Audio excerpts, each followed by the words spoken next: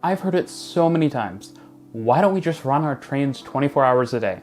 It usually only takes one late night waiting out for the night bus or missing of the last train for people to ask, if New York can do it, why don't we just run the trains 24 hours a day in my city? Surely, if they can do it, we could do it. I've got bad news and I've got good news for you.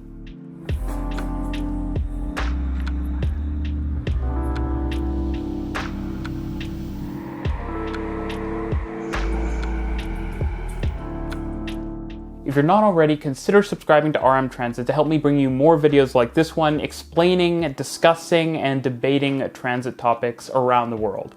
So the bad news. Running a train network, especially one that's operating 24 hours a day, is difficult. And so 24-hour service just isn't something I see coming to the vast majority of rapid transit networks in the near future. The good news? It is possible. If we decide that operating rail service 24 hours a day is something we want to do, we can do it. Systems have done it. I'm going to start this video with a bit of a personal anecdote. I'm going to talk about some of the barriers to 24-hour service and some of the ways that various cities have enabled 24-hour service on their rail networks. For me, the 24-hour service thing is a little bit personal. My home city of Vancouver does not have 24-hour rail service, and unlike in Toronto, where we do actually run the trains 24 hours a day here and there, that doesn't really happen in Vancouver. A few years ago, there was a supposed study that went on to determine whether it was possible for Vancouver to operate its trains all night long. The conclusion was something along the lines of, no. The truth is, though, that that's wrong. It's simply wrong. We could run the trains 24 hours a day in Vancouver. This attitude of, it's not possible, is a terrible North Americanism. It's either the transit agency or consultant or whoever being willfully blind to the fact that other non-New York train systems operate trains 24 hours a day with the same laws of physics that we have here in Canada. Or perhaps it's the more likely and perhaps more sinister answer, which is that the people doing these studies realize that, yeah, it is possible, but we don't really want to change the status quo, and so we're going to say it isn't possible so that we don't actually have to do the hard work of figuring out how to do it on our systems. The truth is that most problems can be put to rest with money, and so at the end of the day, even if it isn't practically possible, I think that any of these studies should at least come out and say, okay, you could have 24-hour service, but you're gonna have to spend money here, here, here, here, here, and here, and that's a lot of money, and the politicians can decide that we don't want to spend the money. But to say that things are impossible when they clearly aren't, it makes me so angry. Anyways, I'm going to talk about a few examples of systems around the world that operate 24-hour service, which aren't necessarily all that different from the Vancouver SkyTrain. And there was a particular example that I'm going to mention later that I found really egregious. Let's dive into it. The first thing I need to address is why so many rail networks close overnight. The truth is that these busy rail networks, which often operate trains every few minutes, they require a lot of maintenance. You have power systems, signaling systems, rolling stock, right-of-way like tunnels, guideways, surface corridors, rails themselves to be maintained, and you need time to do that. And when you're operating 20 hours a day, roughly 4 or 5 a.m. to 11 or 12 at night, sometimes even more than that, there isn't that much time to do that maintenance. It's not really practical to have people hopping onto the tracks, tightening up a few bolts, and then hopping off between trains, is it? Also isn't safe. So overnight is typically one of the few times that heavy work can get done. Now with that in mind, overnight shutdowns have a lot of issues. And they're particularly bad with larger and older networks, or sometimes poorly planned and maintained networks. The first issue, and perhaps the biggest one, is warm-up and warm-down time. You see, you don't just instantly start doing maintenance the second the last train has run. You need to get your workers to the site. Often they're going to need some sort of heavy equipment that isn't easy for them to just show up at a station with, though that is an option in some cases for some types of maintenance. And then you also have to do things like power down the power rails or the overhead lines and stuff. Of course, that's not always necessary, but the point is there's a lot of time that needs to be spent from the time the last train runs to just get your work started. That could be safety briefs and stuff too. And then at the end of the night, well, you need to clear the work area, you need to make sure everything's good to go so that trains can start running intensely again in the morning. So the truth is that, while you might have a 4 or 5 hour block of time where you could be doing work, it might take an hour at the beginning and an hour at the end to both set up your work and ramp it back down, which means that what seems like a lot of time actually is very little, because the amount of productive time where you can actually be getting work done is just not that much. And remember, this is in the middle of the night, so labor is even more expensive. And at the end of the day, 4 or 5 hours, and let's be honest, it's not usually even that much, isn't that much time, and so you just cannot get that much work done overnight. So then the obvious question, how does New York do it? Well, there's an obvious answer and there's a less obvious answer.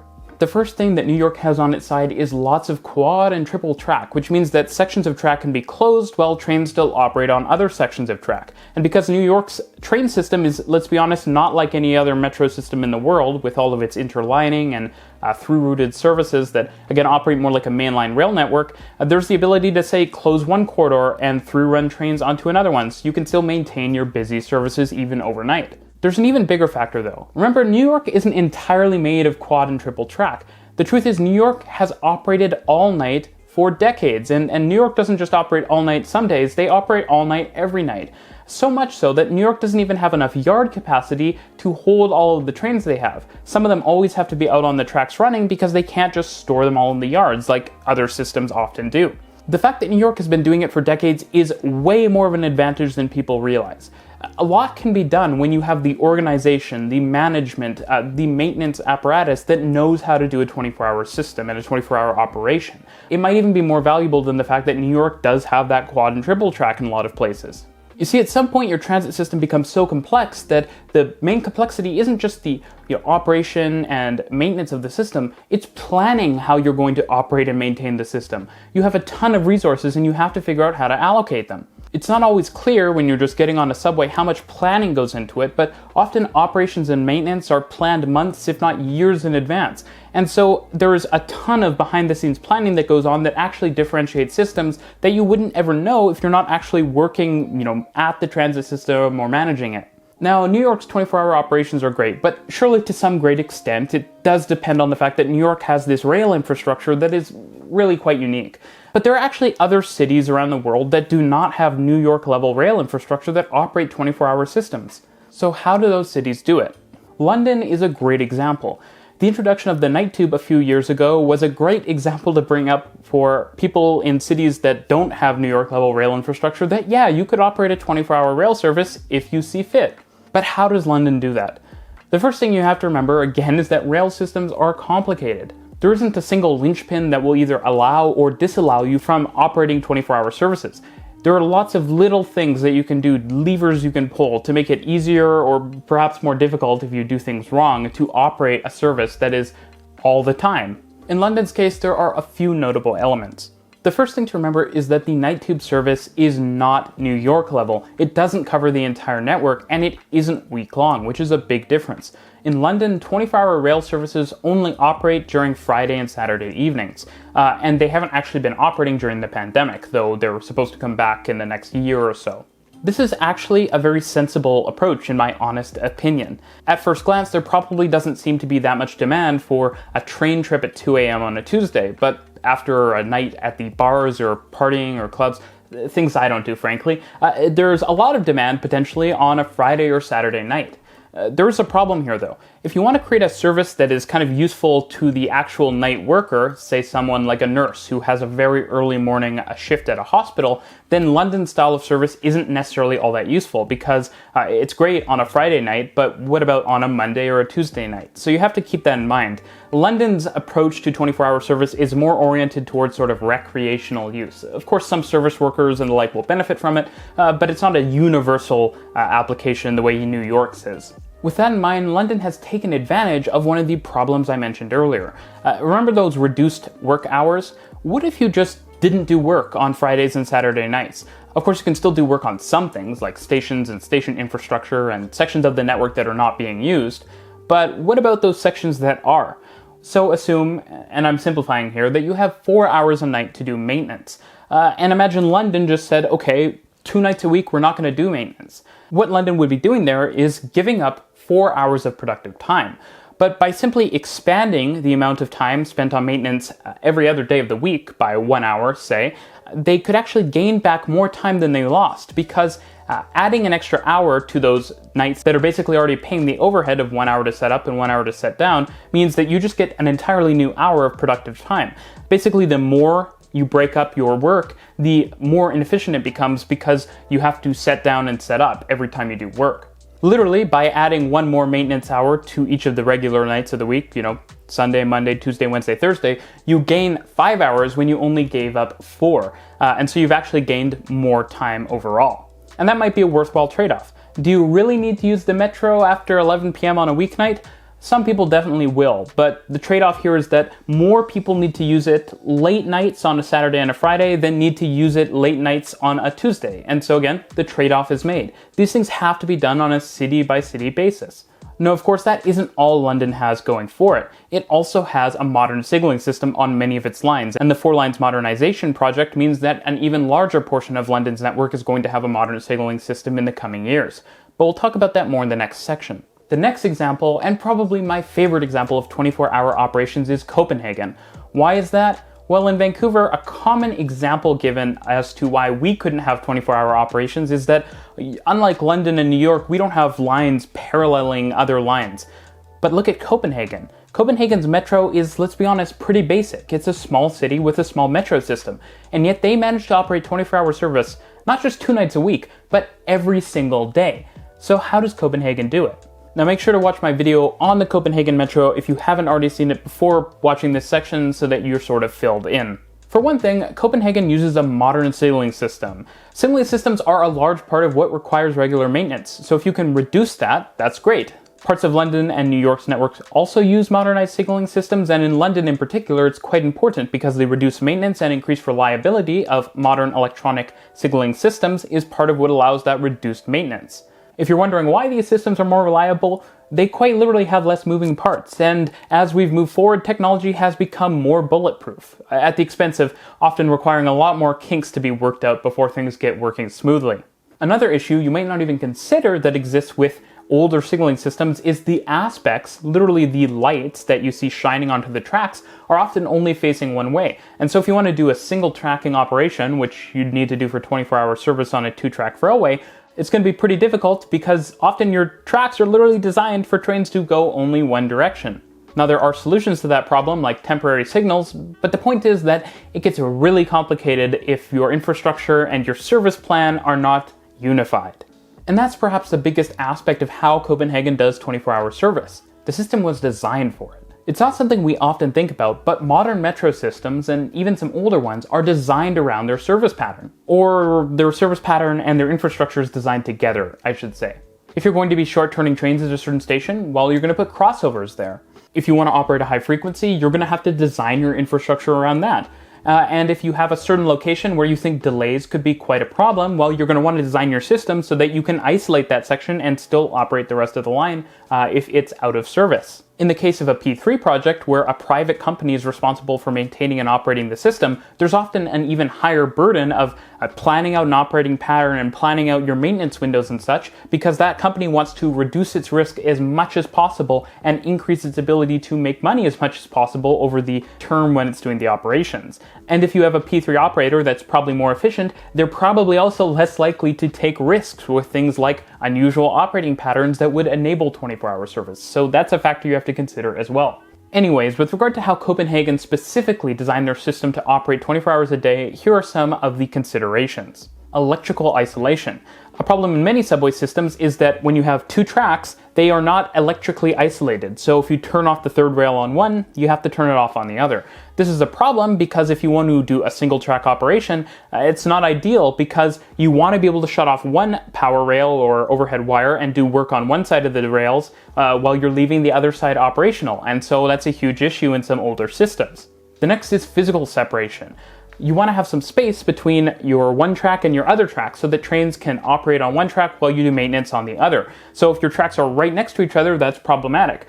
Not least because there is also an electrified power rail right there, but also because, yeah, generally it's a little scary to be doing work right next to fast-moving trains. And so having physical separation when you're above ground and being in separate tunnels, or at least in separated tunnels when you're underground, is a big help. Perhaps the biggest one, though, is the operating pattern layering and the planning of your operations. You have a pretty simple operation typically with metro systems during the day. Basically, put as many trains as possible through the system and turn them around at the terminal, right? But operating on a single track is more difficult. Now, if you're like me, you may have originally thought when you're first getting into railways that single track just sucks and it's really hard to operate a good service.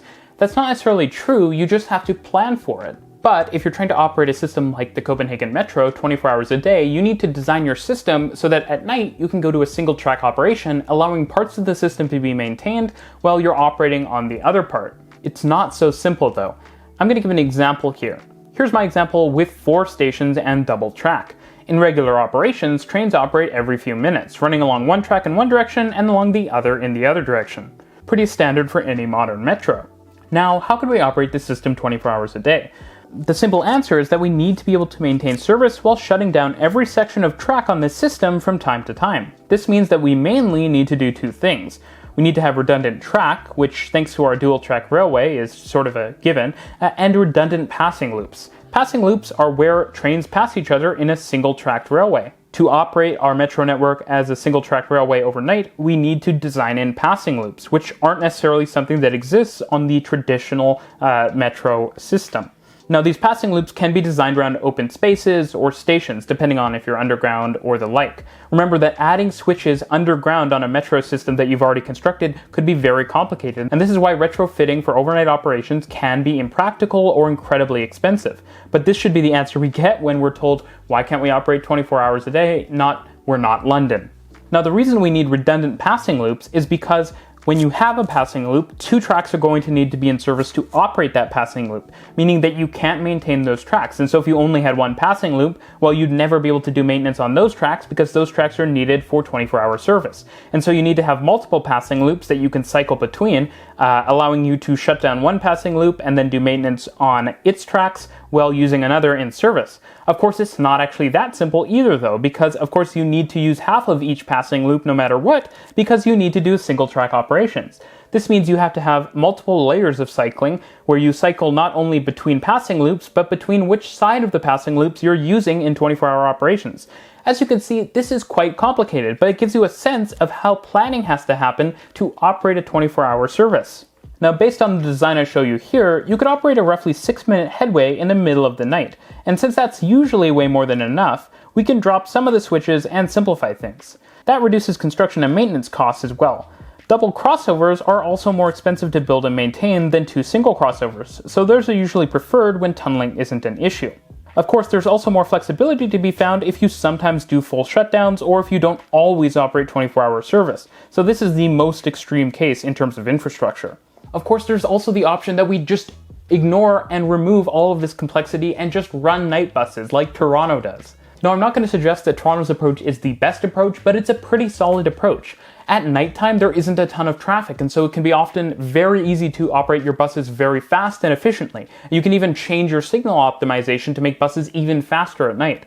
And in Toronto, we do operate the trains 24 hours some days a year too, when there's an event that absolutely requires it, such as New Year's Eve, for example. Now, to be fair, while Toronto's network is expansive and high frequency, there are some improvements I would make personally.